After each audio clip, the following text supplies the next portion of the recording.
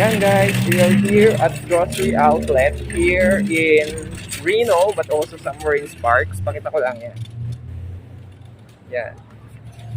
And tingnan natin guys kung ano yung mga presyo, no? Ng mga available na food dito, ng mga products nila dito. Share ko lang sa inyo guys ha. Okay. So they have here yan, mga sales, avocado, fruits.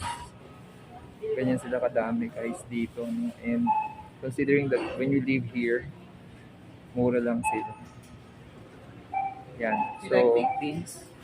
ano yan? 1.99. Baked beans? O sige. Oh, kuha ka. Maipadala na lang doon. Dagdag. Masarap kaya yan. Tingnan mo yung content niya. Again, alam mo With naman, sugar added. we're very Sugar much added. cautious. Meron, ilan ng carbohydrates. Pero syempre, we expect na mataas yan. But, sige lang. Ano lang, konti-konti lang siguro. Okay. So, ayan yung mga presyo. Itong mga to, check natin. Ano ba to? Fudge stripes. Kasi ang mga Pilipinos mahilig din sa ganyan. Pero sige. Yan, pakita ko lang sa inyo. So, ayan yung mga presyo ng ano yung the blueberries, guys. No? Then, raspberry, strawberries, and ito mga sale tong pork na to. Yan. We have salmon here. We have crab meat. Yan. Let's check. Sorry. Let's check for a while. Oh, ito mga nuts. Let's look at the nuts. Tignan natin. Ito Keto ay mix. mga... Ano yan? Keto mix. Let's see. Chocolate hazelnut. So, yung mga presyo nila, oh. Almond. Yan, guys. Pag muna tayo. Sir, pumpkin kinds only So, ito 2.99. yung, ano, oh, yung mga Let's try. pagkain dito. Pumpkin or apple pie? Oh, sige. Tumikim lang ng konti lang paminsan-minsan. Okay. Sige, let's see the Ay, other. there's a flavor. So guys, yung mga ano nila, frozen, relish mushroom powder, nandiyan, chia. Okay, chia is just $4.99. Okay siya. Organic chia seeds. Baked mac cheese. Ito, mga nakapaketin. Okay. Yeah, kita ko lang sa inyo guys, ha? Of course, ito ang mga grocery shops dito sa US. Yan yung mga available na products. Yan. Cacao powder, collagen. Yan. Sige.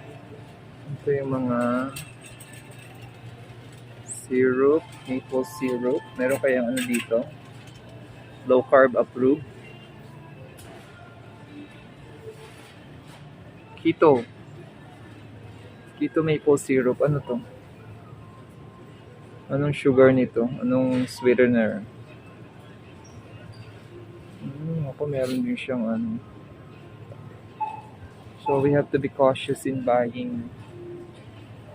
Ayan. Kasi dapat we have to really read the labels. And then this one, tingnan natin dito rin kung ano pa iba. Sige, iba naman maya-maya. Yung mga presyuan ng coffee, oh. So, yan dito guys, ganyan lang siya. Okay, sige. Ito yung mga meat products, by the way guys. Yan, ganyan siya. Kasi ang mga binibilan dito is more on groceries na siya. Yan, mga ano niya. Teka lang.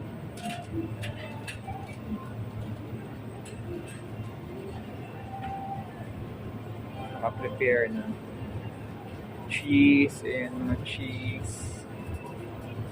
Pwede natin makuha. Ano ba to?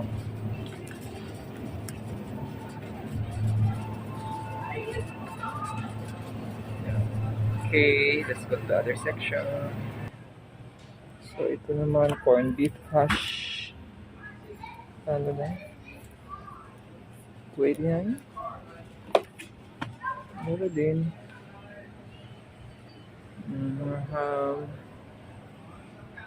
Sardines. No? Dito rin yung mga sardines. Okay, check pa natin doon yung mga iba pa. Pagkain dito sa US. Yan guys, dito ganyan ang mga pagkain nila.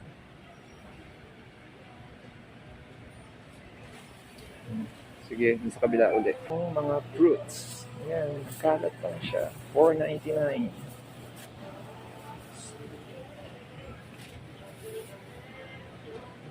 Binablog ko lang, wait lang.